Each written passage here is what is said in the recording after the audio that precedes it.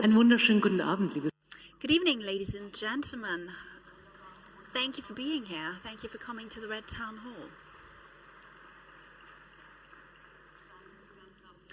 A warm welcome once again to this year's presentation of the Obermayer Awards here at the Red Town Hall in Berlin. I'd like to welcome all of the awardees and, of course, the awardees of the last year. Last year's many of them have come tonight. I'd like to welcome the members of the jury and, of course, the members of the Obermayer family who traveled a long way from the United States to be here with us tonight. Thank you for coming. I'm delighted to have you. And a special welcome also goes to everybody following us back home in front of their screens. Good evening. Thank you for joining us. My name is Shelley Kupferberg. I'm a journalist and host. I've had the pleasure to facilitate and host this award for many years now, and I always enjoy doing it because it inspires me with courage to see how many people are actively engaged to foster a sense of togetherness. And I think we will see many wonderful examples of this year again. On this note, I'd like to present the two interpreters, Caroline Schrinner and Parasa. Thank you very much indeed for your wonderful work.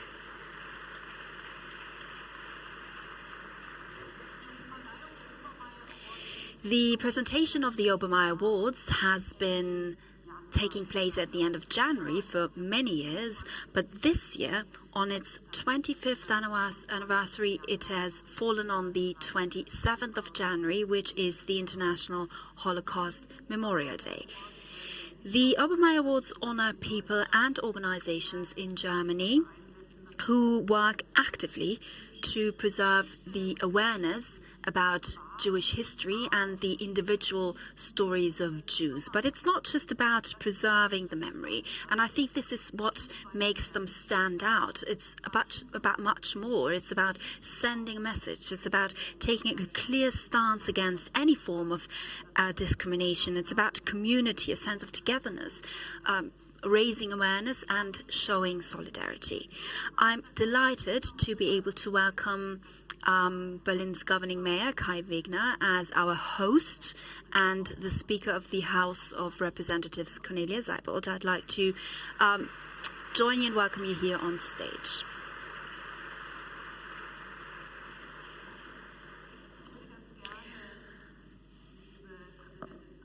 Madam Speaker, I'd like to begin with you and ask you, it's been 25 years since the awards were first presented. It's a wonderful anniversary. What impresses you about the awards? Well, it's been 25 years, a quarter of a century, and we've seen wonderful, outstanding awardees from across Germany, different projects, anything you can imagine in the area of memorial work. We've seen it all, and I think what's very important is that we've been working with young people, with youth, with students every year who put memorial work into practice. And of course, given the fact that there are not many contemporary witnesses left, they are also important. So I'd like to turn to the governing mayor and ask you, what do you value about the form of remembering that the awardees practice? So first of all, let me say welcome to the Red Town Hall. I'm more than pleased to have all of you here tonight. It's a wonderful award that's been presented for the 25th year. Today marks the 80th anniversary since the liberation of the Auschwitz concentration camp, a special day, and it is especially in these trying times that we need signals like this, signals of solidarity, of support, and we need much more education and awareness raising. And there's something that struck me last year and this year too. When I look at the awardees, you see many young people. Many of the projects have to do with education, individual life stories that you shed a light on to include other people. Germany is a country where you find a lot of diversity, and this is something that I value. But this also requires us to be respectful with one another. Anti-Semitic incidents are on the rise. If you look at statistics, there are more and more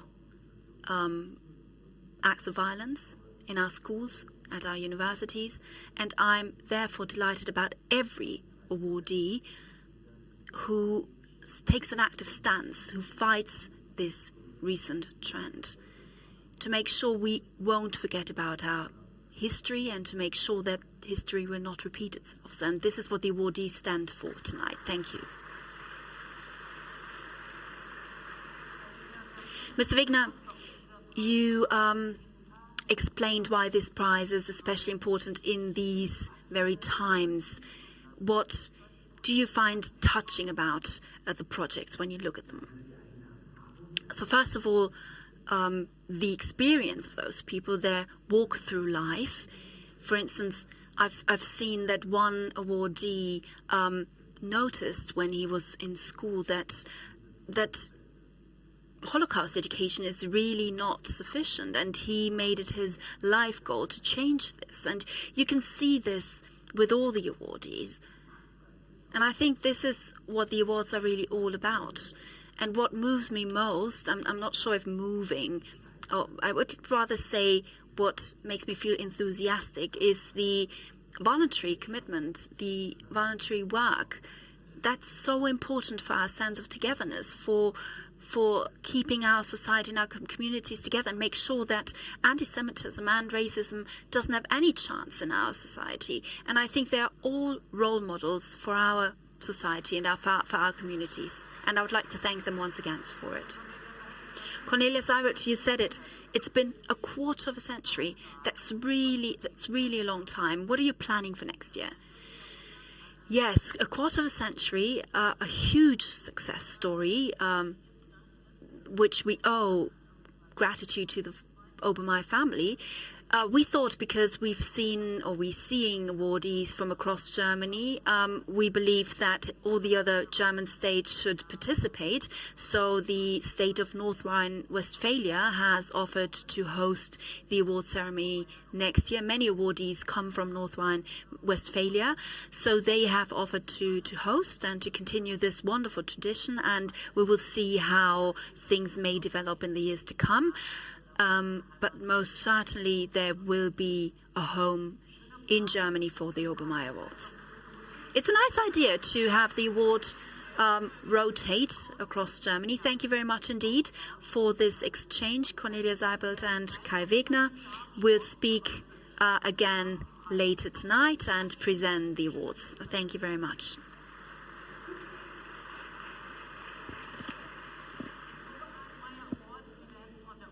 The Obermayer Awards are funded by the Obermayer Foundation. It's been a quarter of a century, as we've heard. They've been around for 25 years. It all started in the year 2000 with Arthur Obermayer and his wife Judith. Judith is here with us tonight. We are delighted to have you, Judith, and we'll see you and hear from you on stage later on. The awards honor and pay tribute to people and organizations in Germany who work creatively and selflessly, and Kai Wegner said it.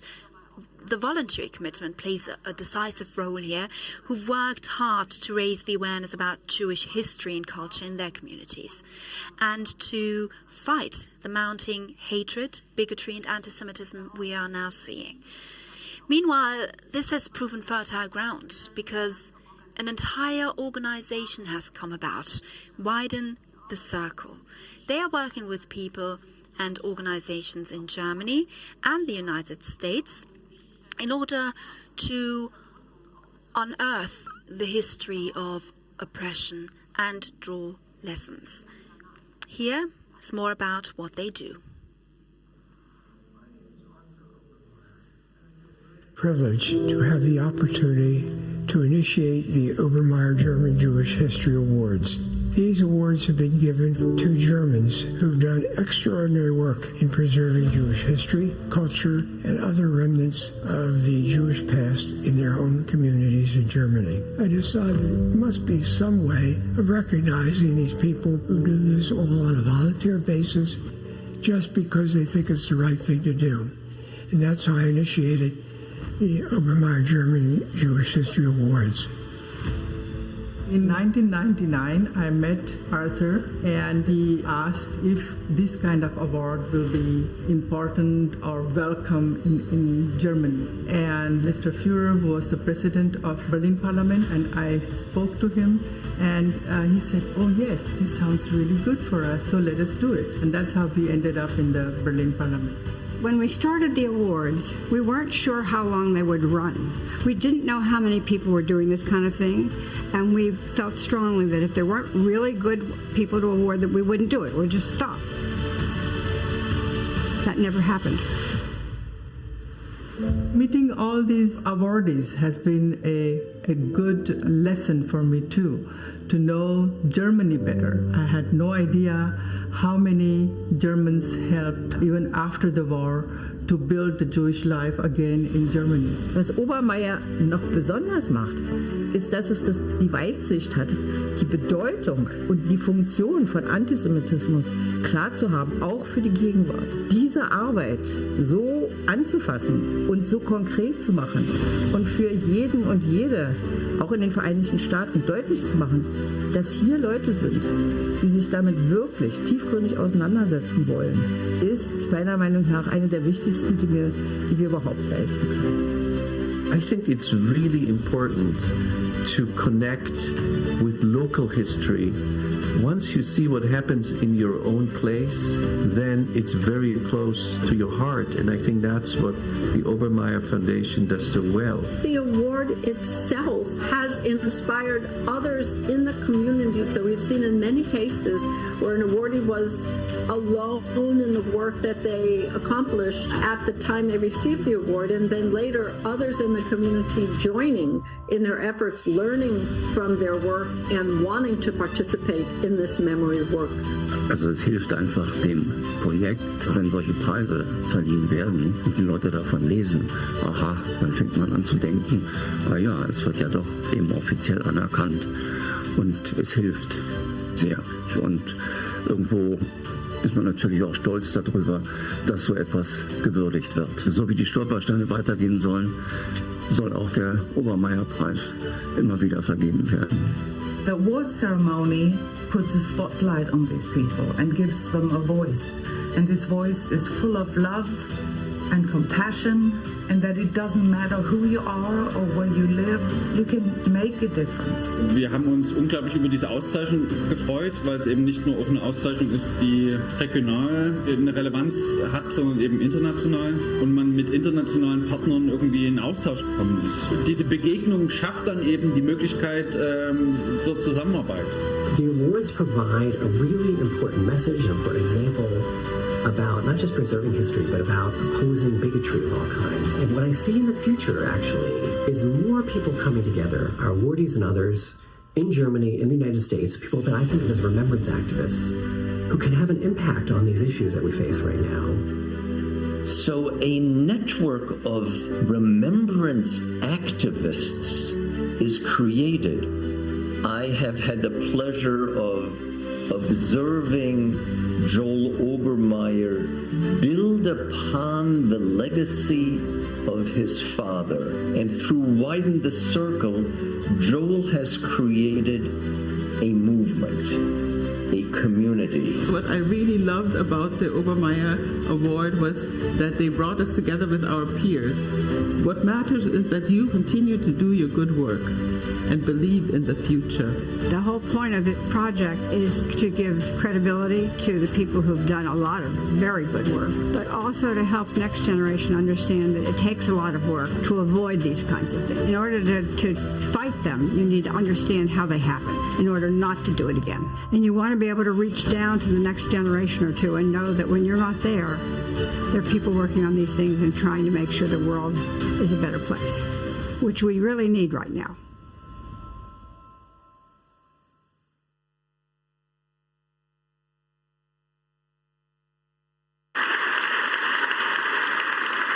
Soweit also ein kleiner Eindruck dieser. So just to give you a brief insight into the 25 years of their work, welcome with me Judith and Joel Obermayer. Let's do it this way round. Wonderful, thank you. We're delighted to have you too. Of course, we have other family members here tonight, but Joel had the wonderful idea to shine a spotlight on the other awardees, those who's here tonight representing the projects that were awarded over the past 25 years. Please raise a hand. Wow, congratulations. That's beautiful. Judith, we saw your late husband Arthur in the film, who kicked off the awards. What would he thought if he knew that this prize didn't just exist, but has a much wider reach today and has basically expanded in its idea? Extremely pleased and thrilled with what's going on, but I also think he would be surprised. I don't think he expected things to develop the way they have, and it did what he wanted. He wanted to bring recognition to the people who are doing a lot of difficult work, and in the expansion in the last few years, you can see that the prestige of the award has also presented us with recognition opportunities in the press and things like that. He would have been thrilled with that. Ja, hätte sich wohl gefreut und wäre mehr als aufgeregt, eben das. She said he would have been thrilled about what he would see. Your mother is here, your sisters and brothers are here. How does your family feel about this? First of all, I just want to say that my siblings, not just my mother, but my siblings have both been incredible supporters on this, and I just want to call them out for a second. Hank Obermayer right over there, Marjorie Obermayer-Raven. Hank Obermayer and Marjorie Obermayer-Raven, welcome. Yes, and what I would say is that the awards really are still a family project in many ways. My family has a belief in a Jewish idea called tikkun olam, which means repairing the world or improving the world. But we have a very specific idea about it, which is that each person, based on where they are, who they are, what their skills are, what their situation is, has a unique way where they are can improve the world. And it just so happens that my father started these awards. I never expected to be involved in them this way, but the opportunity happened in a difficult way, but nonetheless it was time to step up. And so our family has. Also es ist die Idee des Tikkun Olam, das jüdische Gesetz, muss man sagen, die Welt ein wenig besser. So the Jewish law of Tikkun Olam is what really has driven the project. So basically the family, it all fell into place, and it was not really a choosing, it just happened, and they came to identify themselves with the idea and the commitment. Judith, it grew into so much, an entire network of activists fighting for commemoration across Germany. There's a fellowship program, Widen the Circle, that goes far beyond the awards. There are different cooperative projects between the US and Germany. But how is it for you as a mother to have taken over from your late husband and see this grow so much and see your children being involved so actively? As a mother, makes me very proud and a little bit humble. I'm a little bit awestruck at what they've been able to do. It's really my children's project at this point. I'm still involved, but really they're the ones who are running it, and it's been amazing. Kann ich nachvollziehen? I can totally understand. A proud mum, that's how it should be. Joel, how do you feel after 25 years about the impact of the projects and the awardees? I mean, I feel proud, but I think German remembers its culture, which we sometimes certainly talked about in Germany, sometimes talked about in the United States. The way it's talked about now, it very much sounds like it was inevitable, like it was always meant to happen. But the truth is it wasn't. The truth is that remembrance culture really started in little cities and towns and neighborhoods with people just like our awardees. And it bubbled up little by little until it became adopted by many others and became kind of part of the landscape, both politically and otherwise. And what I think is amazing about that is that we're at another time now where we can't always count on the powers above to take care of some of the problems that we deal with.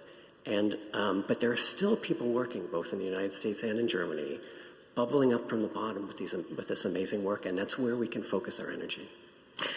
Das ist wahr und das kann man natürlich besonders gut. That's perfectly true, and I think the projects reflect this really well, the grassroots movement.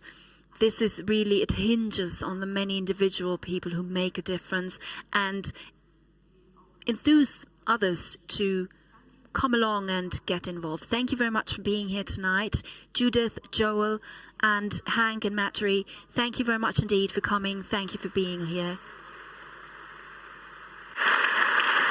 Judith? Judith?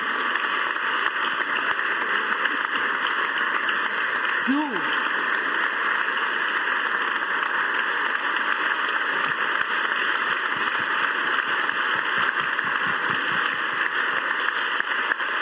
Liebes Publikum. Ladies and gentlemen, there is also a very actively engaged jury who have to make a choice from the many, many proposals and nominees who will receive the award. And I would like to welcome the president of the jury, Sarah Nahama, and ask you to introduce the other jury members. Sarah Nahama has been part of the project right from the onset. She was 10.5 years old, I assume, and she accompanied the award over all those years. Sarah, I would like to present and introduce the jury members, and please rise when I call your name. Miriam Bistrowitz,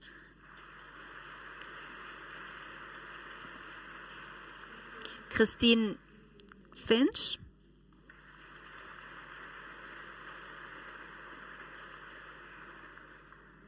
Viola Georgi,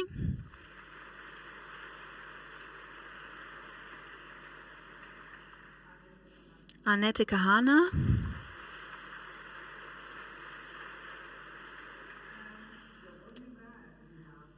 is Hank Obermayer.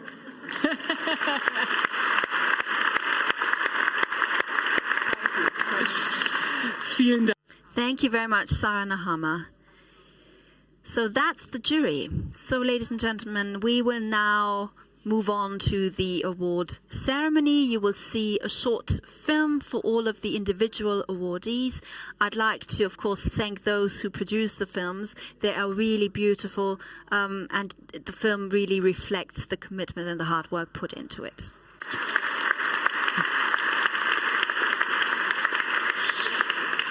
Der Verein.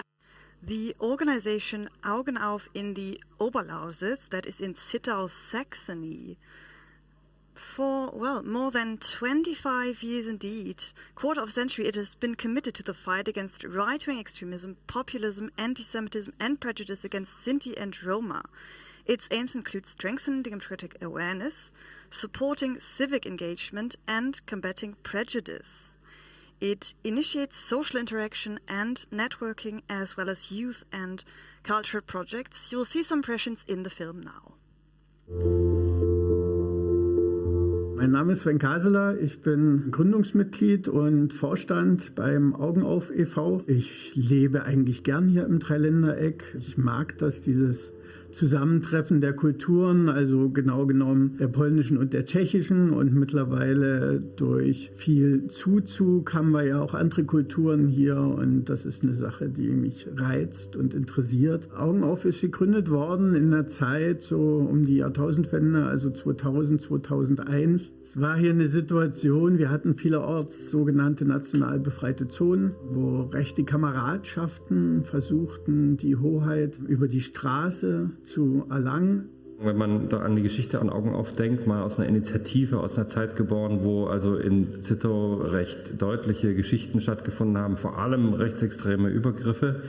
wo die Zivilgesellschaft gesagt hat, wir müssen was dagegen tun und dann ein Signal gesetzt hat, damals mit einem Festival. Und das funktioniert bis heute, dass man an bestimmten Stellen sagt, Themen, die manchem eher unangenehm sind, obwohl er sich vielleicht bewusst ist, dass die zu bearbeiten sind. Wie gehen wir mit Migration um? Oder viel besser, wie gehen wir damit um, wie die Gesellschaft mit Migration umgeht? Dann sehe ich Augen auf als einer derjenigen, die dann wirklich auch sich Themen herauspicken, an denen sie arbeiten wollen. Ich glaube, was die Arbeit von Augen auf oder so einzigartig macht, ist einfach ihr tolles Engagement und dass sie trotz von Bedrohungen nicht zurückschrecken und immer wieder den Finger in die Wunde legen und zeigen, guckt mal, was hier abgeht, da müssen wir was dagegen tun. In Zittau oder andernorts sieht es eben so aus, dass man manchmal das Gefühl hat, irgendwie rechtsextreme Einstellungen wären der Mainstream. Und desto wichtiger ist es, dass es dort eben Leute gibt, die da eben einen anderen Schwerpunkt drauflegen und junge Leute mitnehmen, dass sie eben sagen, okay, guckt mal, ihr könnt euch engagieren, ihr könnt was dagegen tun und so können wir in einer demokratischen Gesellschaft zusammenleben. Wir haben 13 Jahre ein antirassistisches Fußballturnier gemacht. Fußball grenzenlos nannte sich das.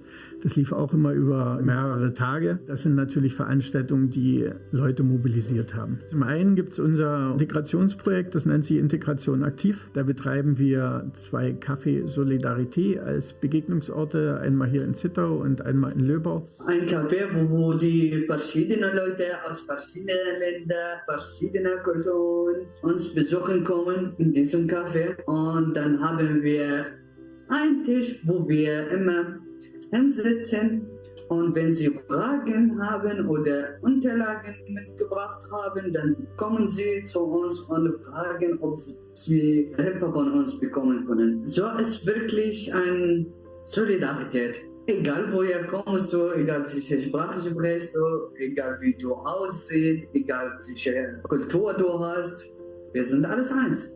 Wir sind alle Menschen. Deswegen lass uns einfach sitzen, kennenlernen und quatschen. Das bedeutet für mich so viel. Ich glaube, was Augen auf e.V. ganz toll macht, ist eben, dass sie sich einfach auf ihren lokalen Raum genau konzentrieren und gucken, was braucht es. Und dass sie eben auch breit aufgestellt sind. Und eben auch zum Beispiel durch solche Workshops in Schulen über Antisemitismus.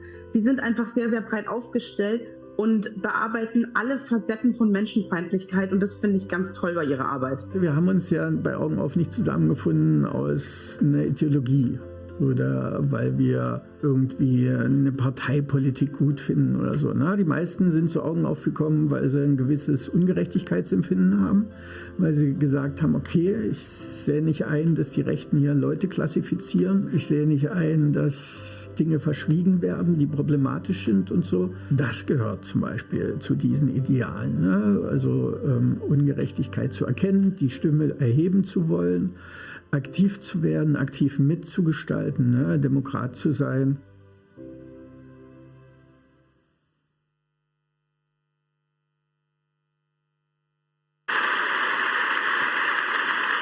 Ein Obermayer An Obermayer Award 2025, ladies and gentlemen, will go to Saxony. It goes to Augen auf e.V. Oberlausitz. Welcome and congratulations. I'd like to invite Sven Kasler to the stage. He's well known.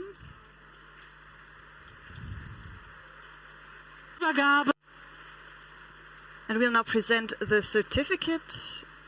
And this will be done by the Speaker of the House of Representatives and the Governing Mayor, as well as Joel Obermayer. There's a certificate and also flowers to the Oberlausitz. Congratulations.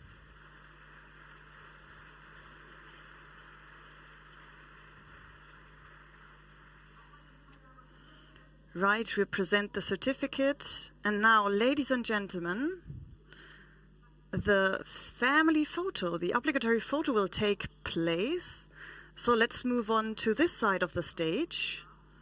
Also, the photographers can present themselves.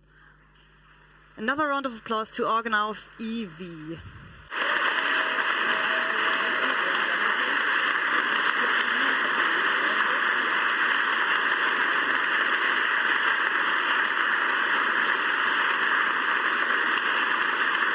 Jeder darf mal fotografieren.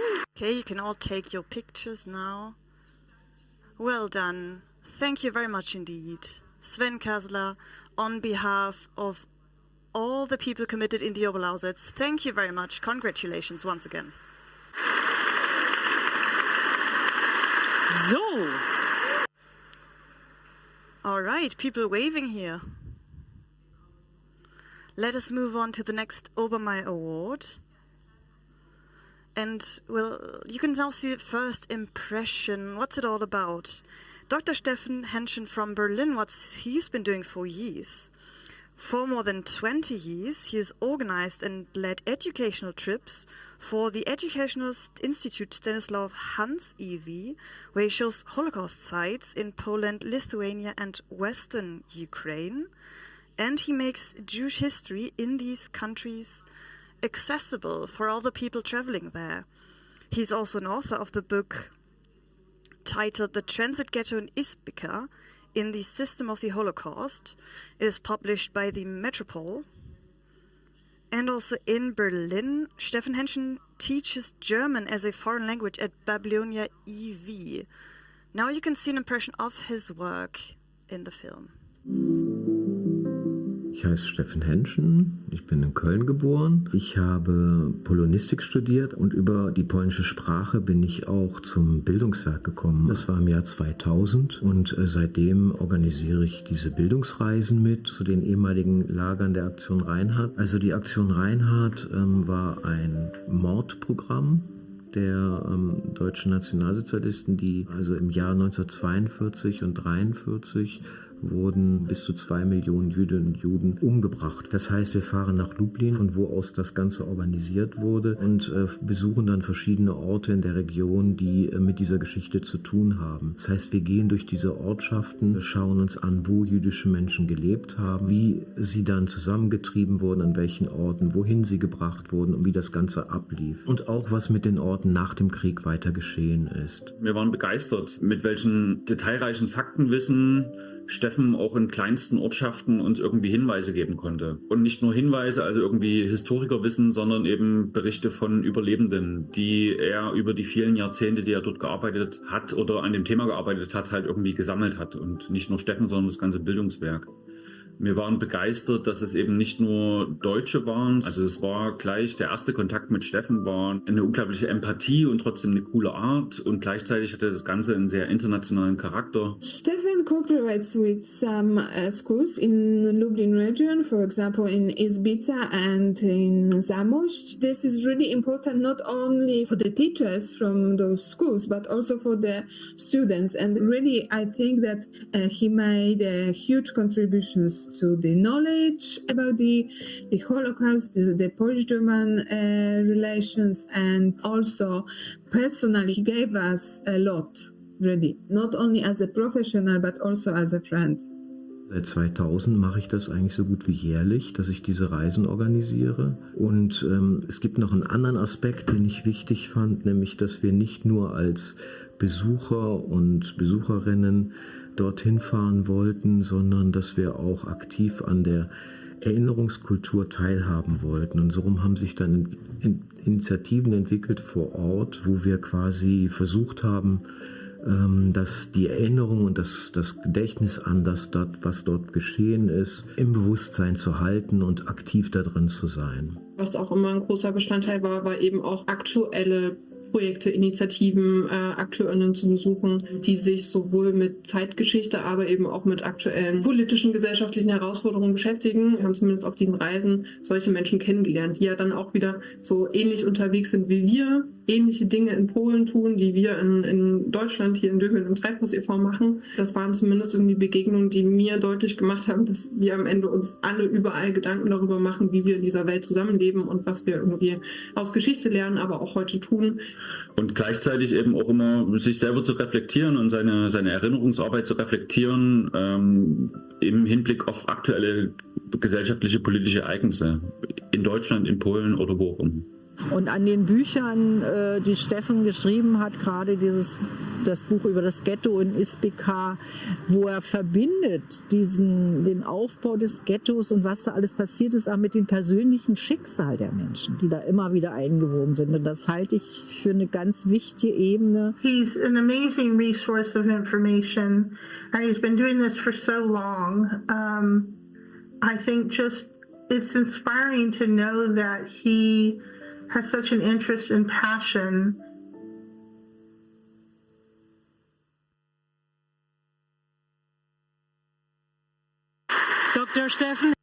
Dr. Steffen Henschen, Obermayer Award goes to you. Congratulations.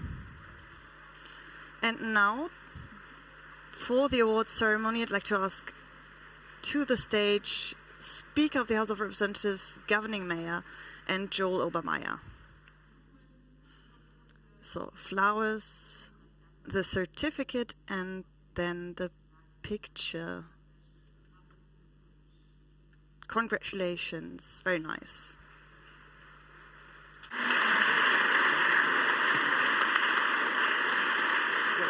So, genau. Und dann bräuchten wir noch mal. All right, the official picture, please. Move on slightly more to this side. Now another family picture. This looks fantastic. Please look into the camera here. All right, that's it. Wonderful.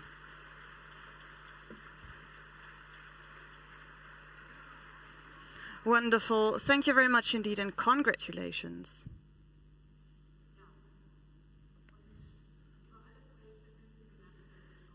Right, you can find more information on all the projects on the website of Widen the Circle and the Obermayer Foundation website, and it's really worth taking a closer look.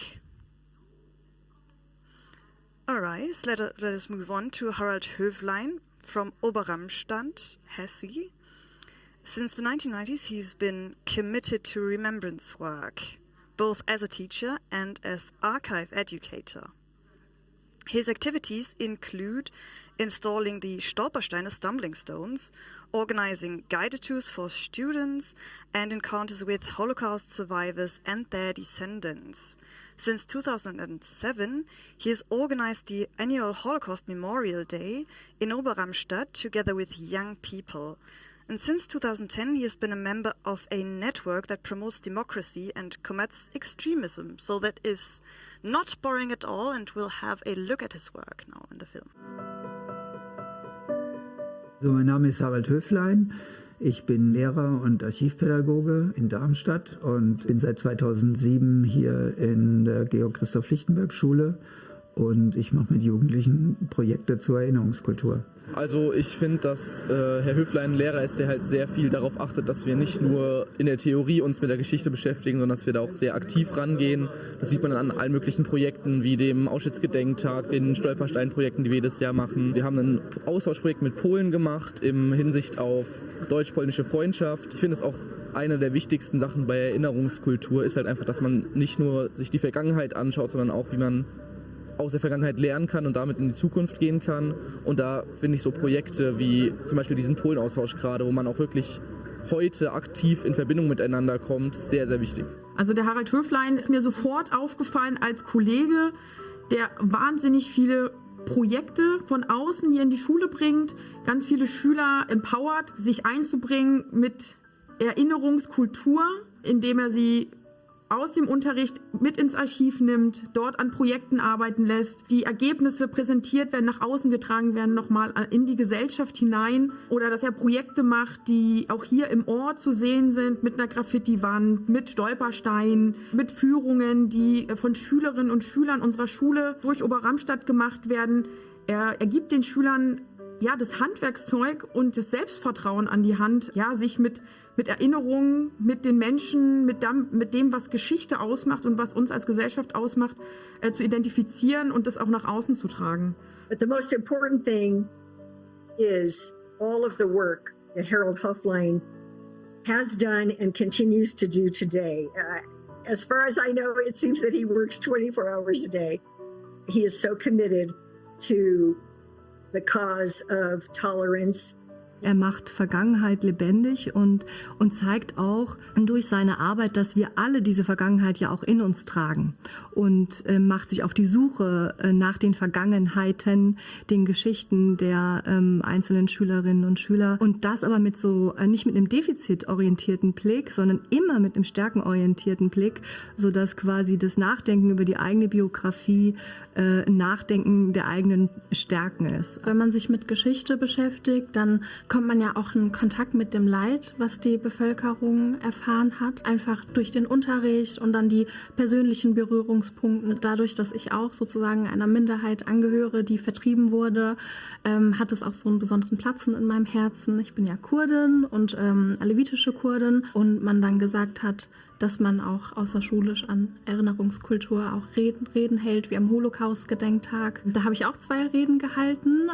auch über die kurdische alevitische Minderheit. Ja, er hat mir natürlich eine Stimme sozusagen gegeben, meine Geschichte vorzutragen zu dürfen, die Möglichkeit auch mit den Schülern in einen Austausch deswegen zu kommen. Für mich ist Begegnung ein ganz, ganz wichtiges Zentrum. Menschen müssen sich begegnen, müssen ihre Lebensgeschichten teilen, müssen Perspektiven übernehmen können und dann auch zueinander kommen können. Und das, denke ich, in einer modernen Erinnerungskultur, in einem Land wie Deutschland, in der Mitte Europas, müssen die Geschichten der Menschen mit einfließen in den gemeinsamen Erinnerungshorizont. Und Begegnungen zwischen unterschiedlichen Religionen, zwischen unterschiedlichen Familiengeschichten und politischen, historischen Erfahrungen. Und diese Begegnung, weil die ist im Alltag eben nicht da, die muss man irgendwie praktisch organisieren.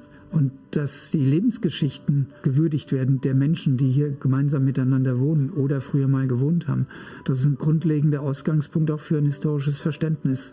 Und das historische Verständnis ist ein Ausgangspunkt für ein Narrativ, was auf die Bedeutung von gemeinsamen Werten wie Toleranz, Miteinander, Respekt, Solidarität hinausläuft. Und das ist im Prinzip dann auch das Zentrum, warum wir eigentlich hier Erinnerungskultur auch öffentlich, auch in der Stadt mit Jugendlichen machen.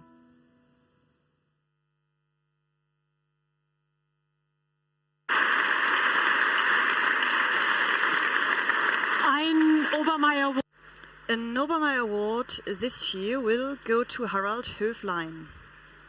Congratulations.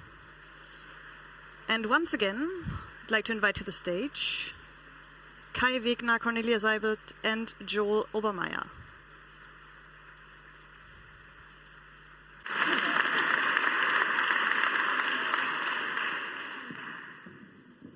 So, das also die All right, this was the award presentation, and now let us move on to this side. And now we'll take another picture. Congratulations. Harald Höflein. Harald Höflein.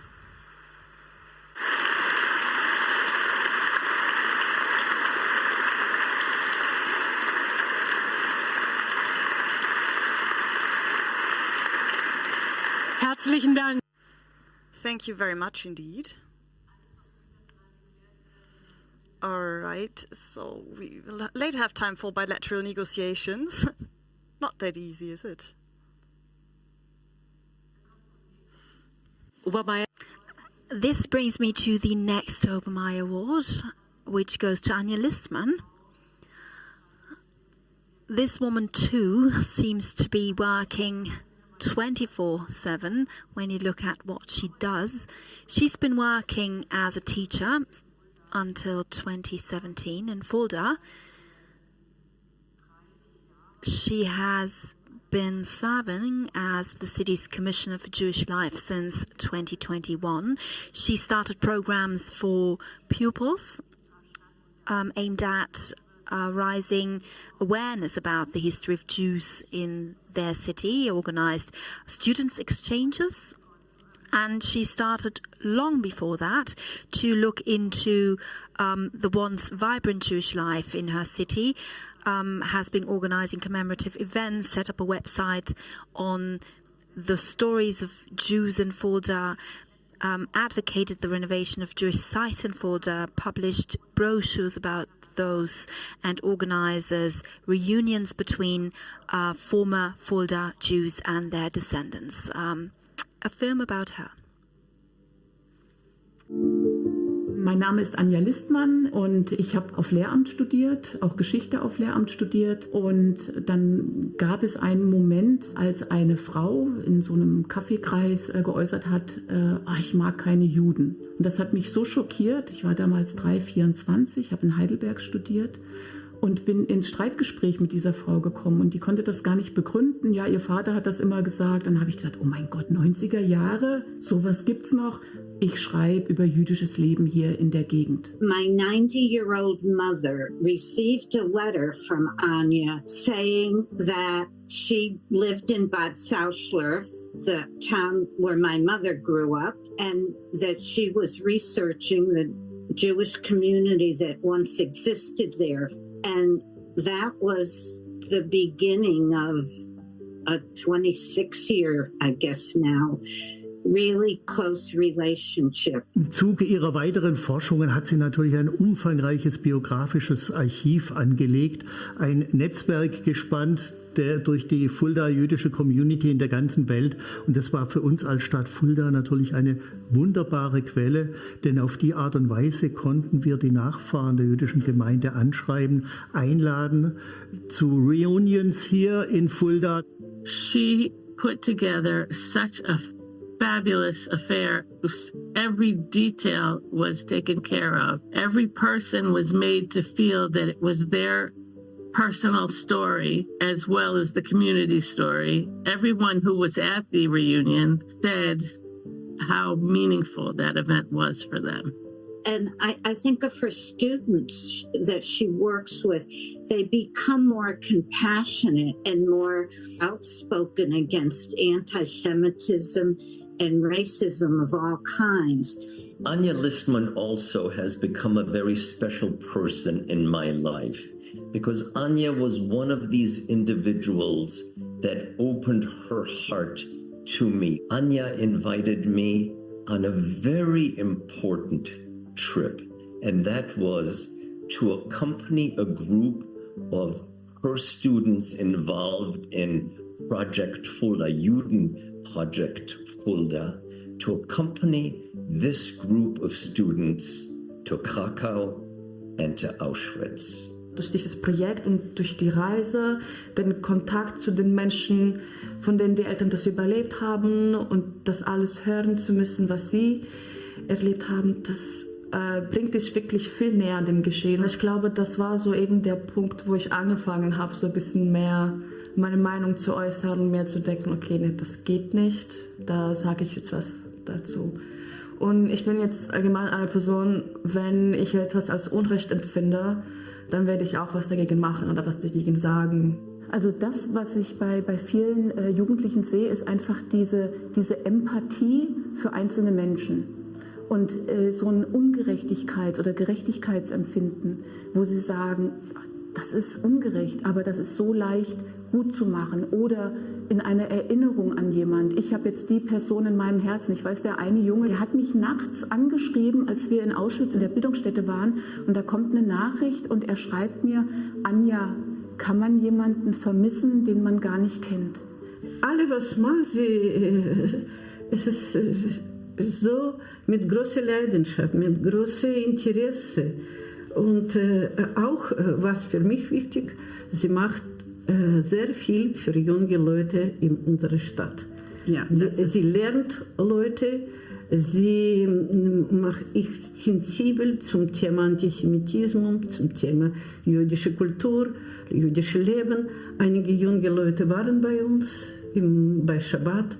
Ja. Und ich finde, das ist das Wichtigste, was kann man machen für nächste Generation hier in Fulda. Her dedication is just phenomenal.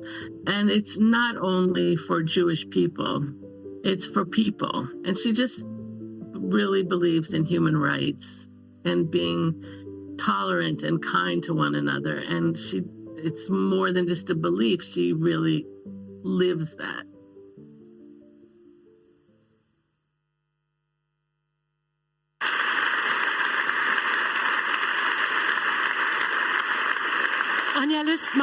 Anja Listmann.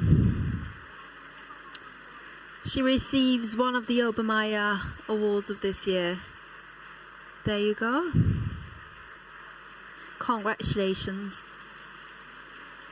Please join me on stage.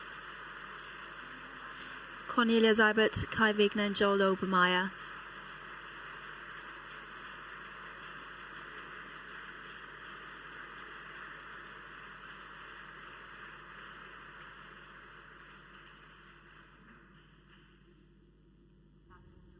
Congratulations once again. A group picture. Our two photographers, please give a round of applause for their active engagement here tonight.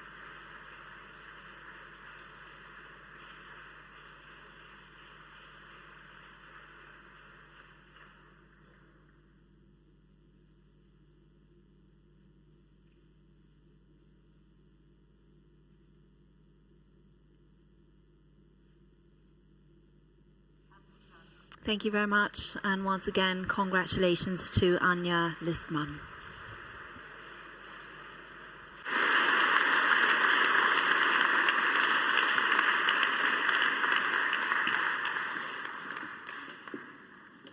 Liebes Publikum, ladies and gentlemen, we come to a very, very special person. In Berlin, there's no way around her, I'd say.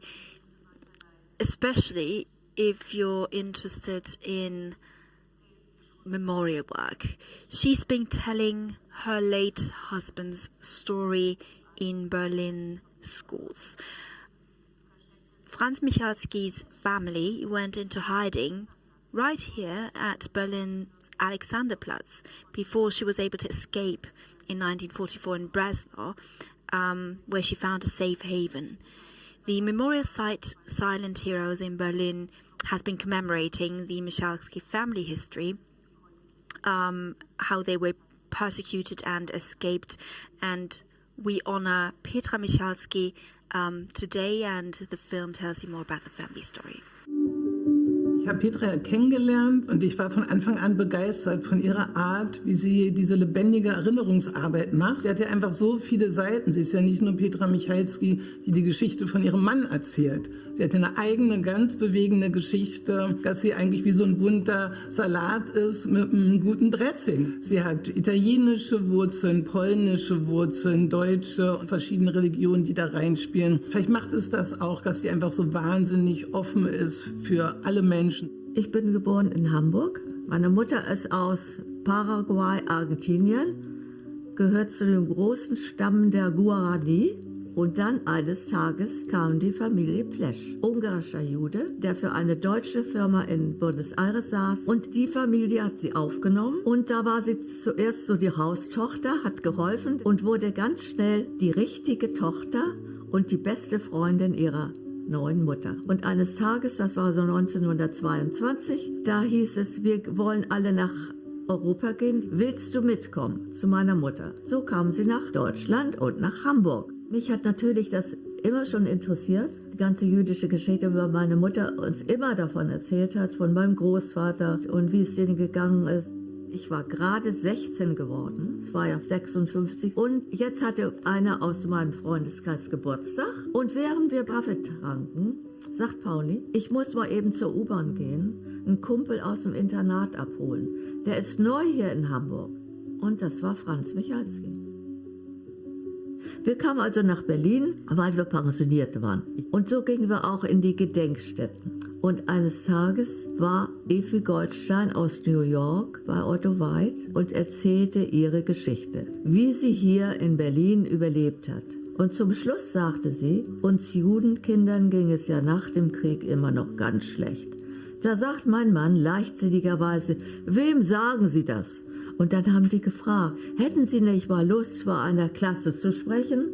Und damit ging es eigentlich los. Das Besondere an dieser Geschichte ist, dass sie ja im Alltag so irgendwie nebenbei für viele passiert ist, also in Breslau, in einem ganz normalen bürgerlichen Milieu, wo plötzlich 2 Jungen aus einer jüdisch-katholischen Familie nicht mehr in die normale Schule gehen konnten, die dann versucht haben, sozusagen diese Situation auch selber zu bewältigen, die Eltern mit den Söhnen. Und uns muss ganz klar sein, dass diese Familie ohne die Helfer, ohne diese mutigen, stillen Helden oder die Gerechten unter den Völkern, wie wir sie in Israel nennen, gar keine Chance gehabt hätte zu überleben. Damit gehen sie an die Öffentlichkeit mit dieser Geschichte, dass es wichtig ist, an die Zeit zu erinnern, an die stillen Helden zu erinnern. Also meine Mutter hat natürlich jahrzehntelang immer wieder diese Geschichte gehört. Das heißt, sie kannte die natürlich in- und auswendig. Und später, als mein Vater den Schlaganfall bekommen hatte und diese Geschichte in der Öffentlichkeit nicht selber vortragen konnte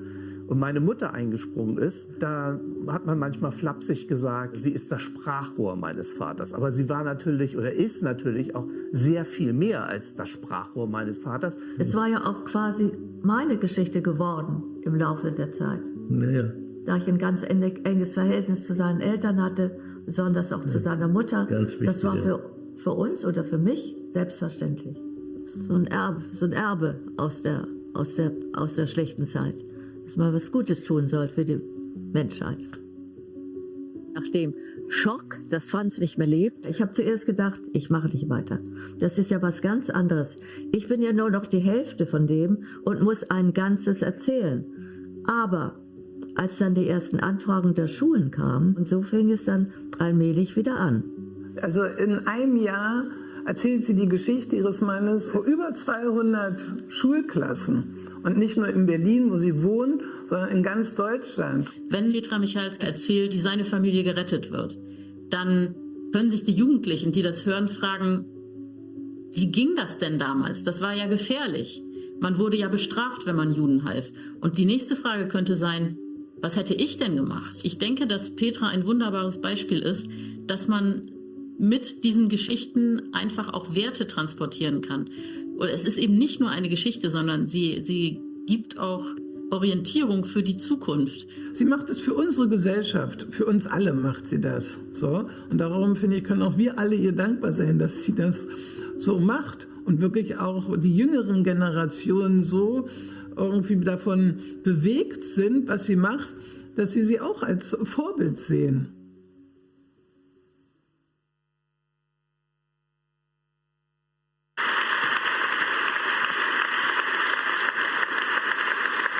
Ein gemischter Salat mit mixed salad with a very special dressing. Petra Michalski. Congratulations.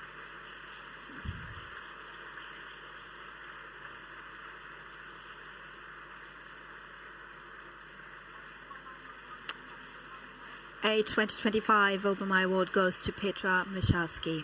Ladies and gentlemen, Cornelia Seibelt, Kai Wegner, Joel Obermayer, please join me here on stage. You can just stand here while the others join us, and we're getting to business.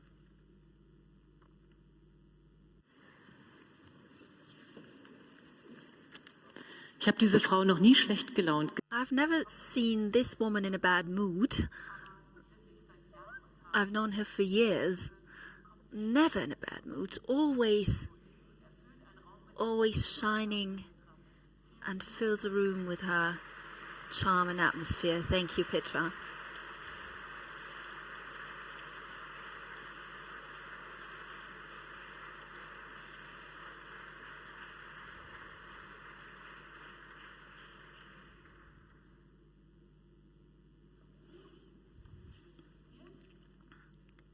If you're all set, the first picture, and then we'll have the second picture.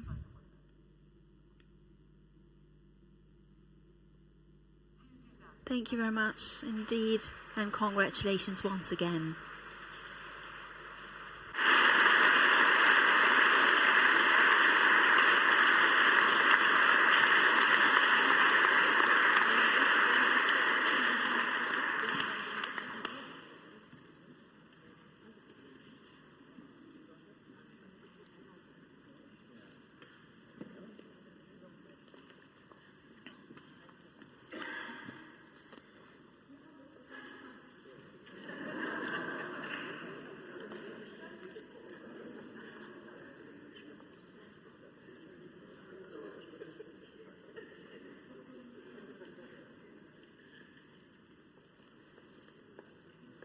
So, jetzt wird's sportlich, liebes Publikum. So, ladies and gentlemen, now we are going to look at a very sporty project, the Schalke Fan Initiative in the wonderful state of North Rhine-Westphalia. They've been actively engaged as a non-profit since 1992 to fight any kind of racism, antisemitism and discrimination, working very closely, and I think this is something that makes them stand out with the Jewish community. Since the 1990s, the initiative has been advocating and dedicated themselves to memorial work. They've working with set up a task group to promote civic education about the Third Reich, and they have another initiative that is called Fairness United, Human Rights and Football. Dr. Franke is a long-standing member of the board who currently has 400 members across Germany. So they have an importance across the country. You'll learn more in the film. Schalke ist schon ein spannendes Gebilde, wie jede Fußballstadt ein spannendes Gebilde ist. Die Schalker Fan-Initiative hat sich ganz offensichtlich mit ihrer Umbenennung von Schalker gegen Rassismus keinen Gefallen getan, weil man uns dann schwerer auseinanderhalten kann. Das heißt, wir sind kein Fanclub, der nur das Spiel zelebriert, die Spieler, die Mannschaft und das Schalke-Umfeld. Wir sind ein eingetragener Verein, wir verstehen uns als Aktivisten. Wir sind eine komplett ehrenamtliche Initiative. Wir haben an die 400 Mitglieder. Die sind aber in ganz Deutschland verteilt, wie es mit Schalke-Fans so ist. Das Ganze ist vom Verständnis her ja eine Wertegemeinschaft. Erstens, du bist Schalker. Zweitens, du stehst auf der richtigen Seite. Schon 1992 haben Leute gesagt, Politik gehört nicht auf den Platz. Dann haben wir gesagt, wir haben diese doch gar nicht dahin gebracht. Die Politik ist auf den Platz gebracht worden, aus unserer Sicht, von denen, die Faschos sind, von denen, die Menschen mit Migrationshintergrund beschimpfen, von denen, die verdammte Sexisten sind. Das ist Politik auf den Platz gebracht. Und wir sagen, das stehen wir gegen, weil wir diese Diskriminierung nicht wollen, sondern weil unser Schalke bitte und unser Gelsenkirchen ein inklusives, integratives sein soll, weil es ein guter Ort sein soll. Bei allen nennenswerten Demos, die mit unseren Themen zu tun haben, willst du da sein. Die Erinnerungstage. Der 9.11. bedeutet für uns den Schweigemarsch natürlich, der in Gelsenkirchen stattfindet und je nachdem, wie der Tag sich gestaltet, Stolpersteine putzen. Du bist in Netzwerken. Eine weitere ist die Zusammenarbeit mit unterschiedlichen Autoren. Also das heißt, mit diesen Lesungen nicht nur zu lesen, sondern möglichst viele Leute mit den Autoren ins Gespräch zu bringen. Dann gibt es das Segment der Jugendarbeit. Und ich glaube, gerade dann auch in diesem Fußballkontext für junge Menschen als Sozialarbeiter, Fußball zieht halt. Ne? Man ist interessiert an Schalke. Vielleicht wird keiner von denen wird sagen, ich bin an Geschichte interessiert. Aber jeder von denen wird sagen, er ist Schalke-Fan. Und wenn man das dann so zusammenbringt, hat man die Chance, Jugendliche auf Sachen aufmerksam zu machen, die sie vielleicht sogar, wenn sie dann davon hören, spannend finden, aber mit denen sie sich sonst so von alleine nicht auseinandergesetzt hätten. Und mit laufend erinnern natürlich wirklich bürgerwissenschaftliche Forschung und Erinnerungsarbeit. Die Schalke Fan-Ini möchte mit seinen Projekten dorthin gehen, wo es weh tut. Deshalb hat die Schalke Fan-Ini auch Interesse an weiteren Geschichtsprojekten zur Zeit des Nationalsozialismus. Und deshalb passt es auch, sich mit der Zwangsarbeit zu beschäftigen. Da würde ich auch sagen, das ist für uns als Institut zu sehen, die Geschichtskultur, also mitgestalten an der Geschichtsarbeit ist das eine, aber die Erinnerungskultur ist das, was hinterlassen wir eigentlich? Und das würde ich sagen, da ist die Schalke Fan-Ini in beiden Bereichen sehr erfolgreich. Sie haben sich dem Thema gegen Diskriminierung, Rassismus und Antisemitismus verschrieben. Bei all dem Traurigen, was wir auch erleben in der jüdischen Gemeinde, manchmal auch verzweifeln lässt, sind das solche Dinge wie die Veranstaltung mit Susanne oder mit dem Verein, die einen doch wieder hochholen, die einem zeigen, dass es andere Menschen gibt, dass es Menschen gibt, die daran wirklich arbeiten, eine gute Zukunft für unser Land zu gestalten. Gleichzeitig sind auch ganz viele neue Themen dazugekommen in den vergangenen Jahren.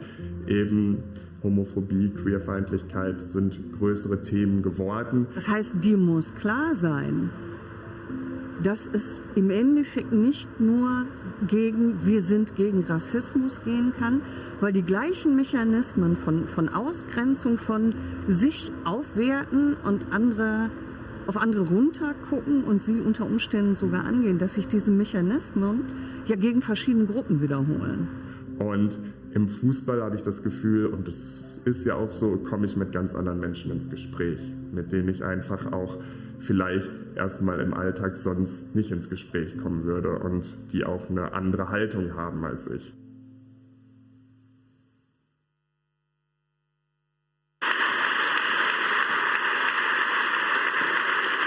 The Schalke Fan Initiative, Susanne Franke. Congratulations, Susanne. A 2025 Obermayer Award goes to you. Congratulations. Once again, I'd like to ask everybody involved in the presentation to join me on stage. This morning, I was asked which football club I'm a fan of. It's a hard question, especially when you're from Berlin. But there's no hard competition here. Let's take the official picture. Congratulations once again.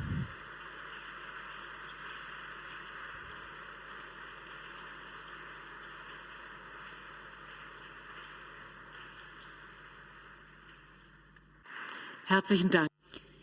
Thank you very much. Those were the projects that received a 2025 Obermayer Awards. Susanne Franke, you can stay here. And I'd like to ask you can put your certificate on the table. Sven Kasela from Augen Auf, Steffen Henschen, Harald Höflein, Peter Michalski, and Anja Listmann, please join me on stage. Okay. Please come to the stage, to this side of the stage.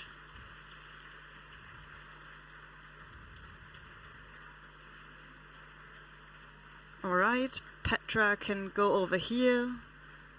Very nice, thank you so much. Okay, I have to get sorted. But I'd like to take the opportunity to just ask a couple of questions and hear your thoughts. We've had a chance to all meet you during the films, but Sven Kasela, where do you take the courage for all of it, and which response do you receive for your work? In about 30 seconds. Well, I'm a bit hoarse tonight. But, well, we have courage, and we've taken courage from our own story, from our own education, from our values that we live. We think that the culture of remembrance gives us a task, a duty. Then we look at the good projects and maybe throw out the bad projects. Okay, so that's a good idea. Anja Listmann, what does it do to a place if you start your initiative? Does it make a difference? Well, I would say my commitment does make a difference for me. It's definitely not easy. In my hometown, in my home village, it's still difficult to get in touch with the people. It's an issue that it's not easy. You're not celebrated for this. It makes you lonely sometimes, but you have wonderful people around, the young people, the Jewish descendants.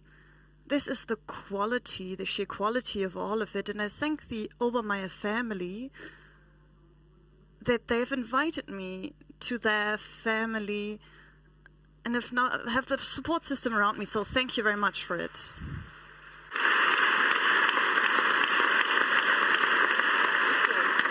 Ja, so können Familien. Okay, this is what families can look like these days. It's nice to hear. So you're lonely on the one side, but on the other side, you're making a lot of friends and meeting new people, and this is encouraging. Petra Michalski, what gives you the strength to tell your story?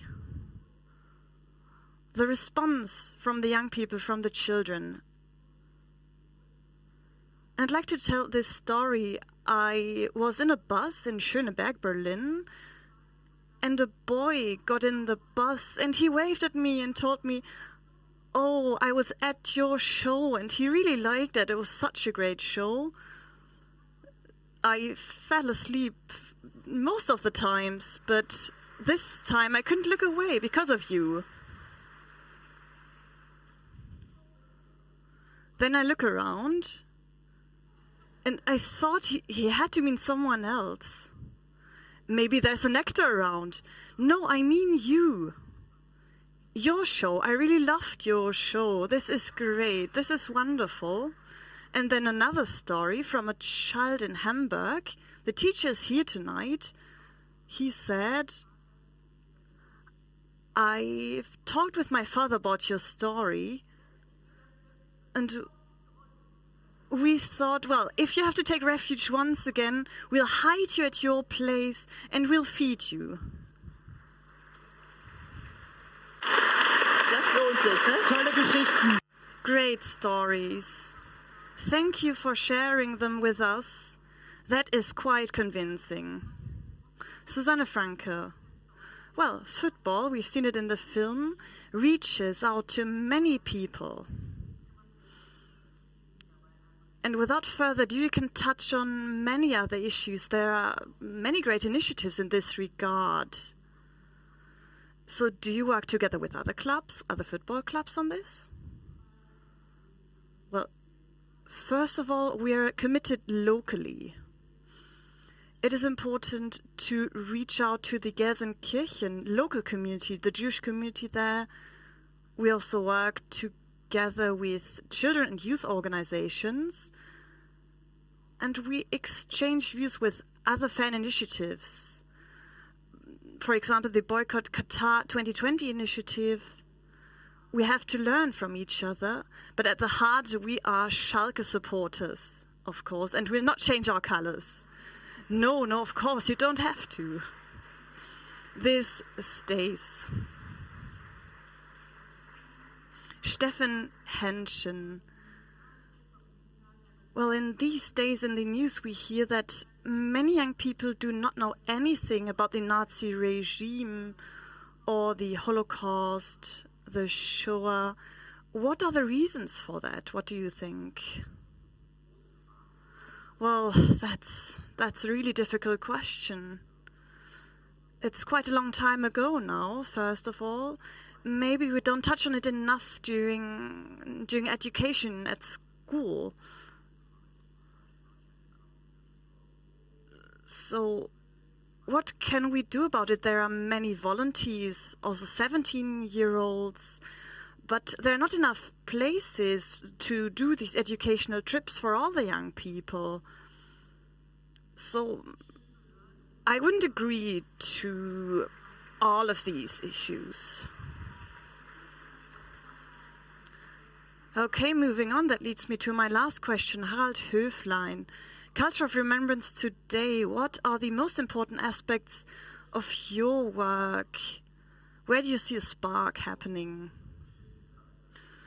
Well, I've talked about it in the film. It is important to incorporate young people, to see their stories, to involve them. A top-down approach won't work. We have to connect them. We'll have to show that it is still relevant. Their stories are also included. There's a great resonance that we've seen in the schools, in our schools. It is actually the other way around. If they're interested in history, then it is these issues, this history. But the young people, they need time to find a relationship.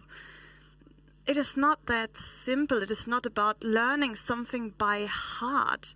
That is not the traditional history lessons we should do. We have to take some time for it, otherwise we don't really know where to take our values for our society. Well, that's a very nice closing remark. Congratulations once again to all of you. Thank you very much indeed for your wonderful commitment. The Obermayer Awards 2025 are now closed. Thank you to the Obermayer Foundation. This is quite an inspiring award, I believe. It encourages me to see how many great, committed people there are in our country, driving our country forward. Now you can lean back and enjoy. Do we take another picture, maybe? Well, afterwards, but we'll officially end this ceremony now. So you can take your seats. Ladies and gentlemen, I was delighted that you are all here tonight. Thank you so much for your interest. I hope you all stay healthy, and the closing remarks will be delivered by our host, Kai Wegner.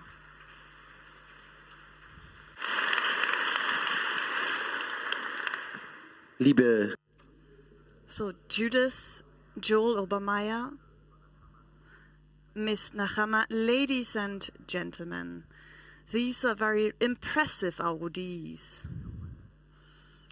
Well, thank you very much once again. I've said it at the beginning. I'd like to touch on one aspect that you've just said. Why is this issue not more present in Germany? Why do people tend to forget? Ladies and gentlemen, it is our collective responsibility, and not only the responsibility of policymakers. It is our common responsibility that we never forget what happened in our country, the atrocities that have been committed in our country. We will never forget that it is our responsibility to commemorate. And I am proud that tonight we have enlightened the Brandenburg Gate with the slogan, "We remember, we will never forget." We must never forget. Da muss Politik. Policymakers have to do something, but we also need projects like yours. You are all role models, and like to wish for more people who become committed against racism, against hatred, against anti-Semitism. Ladies and gentlemen, we've seen it in Germany.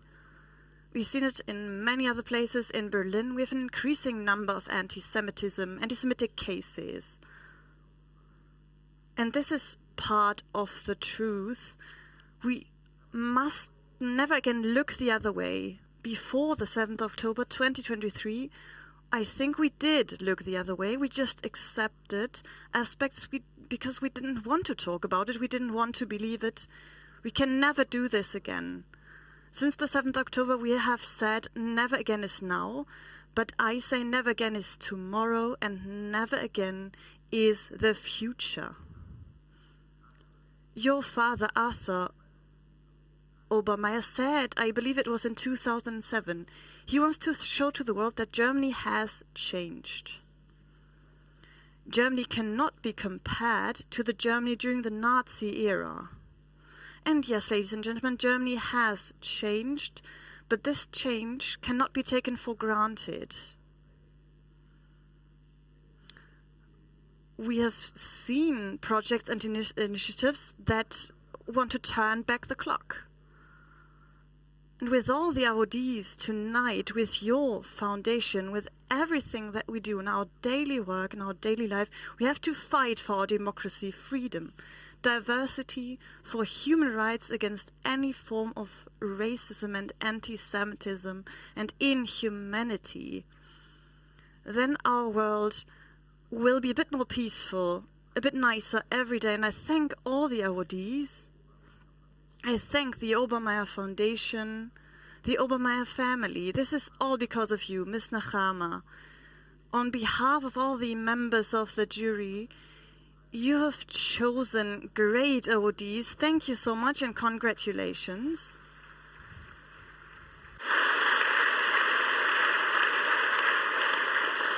Und abschließend. And now, last but not least, I also would like to express my special gratitude to the awardees, of course, and, of course, to the moderator. And when I heard her name, I thought it will be great. I was quite certain of this. Miss Kupferberg, it was such a great ceremony. Thank you so much. You did a wonderful job. Danke Ihnen. Thank you very much. Thank you.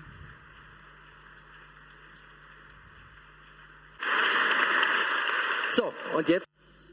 All right. Now I wish all of us a pleasant evening. Let us exchange our ideas. Let us talk about future projects and future ideas. I hope you have not fallen asleep yet. Well, I wish all of us a wonderful night.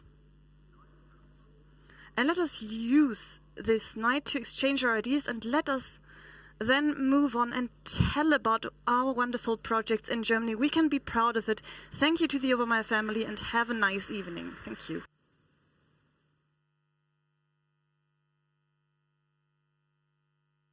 Vielen lieben Dank, Kai Wegner. Ach, das machen wir jetzt einfach zusammen. Sie sind herzlich eingeladen, hier zu verweilen. Der offizielle Teil ist nämlich jetzt vorbei. Wir sind raus aus dem Livestream und deswegen, genau, wir werden uns